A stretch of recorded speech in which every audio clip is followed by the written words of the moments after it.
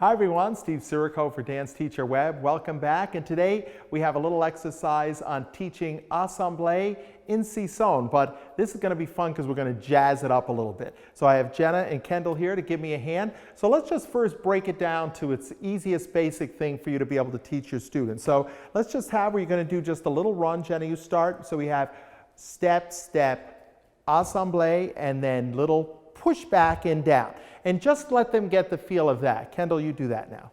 So we have step, step, brush, and down. That's right. Now remember, when we do that brush, we want to really encourage our students to get up off the ground, do that assemblée in the air and land again.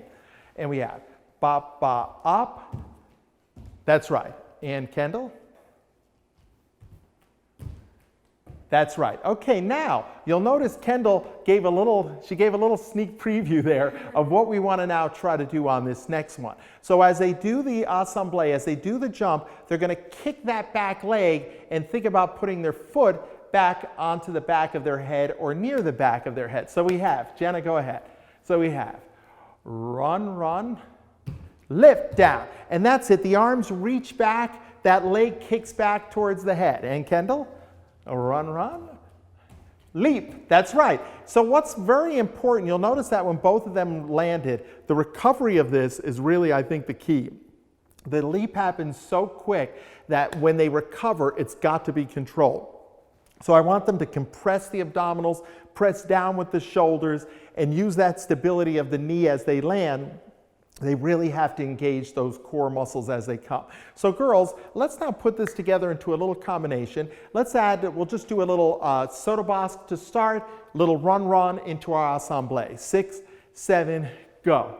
1 and 2 and 3, down, up, down.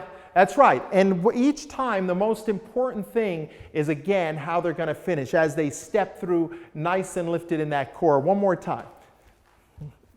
6, 7, and 1, 2, 3, down, up, down. That's right. And I wanted to show you doing it crossing because that's kind of a little fun way that you can maybe add into your choreography to enhance it, seeing the dancers coming from opposite directions. But I think you'll find that this is a great, simple, easy way to teach this particular leap, and the kids will do great with it. Thanks.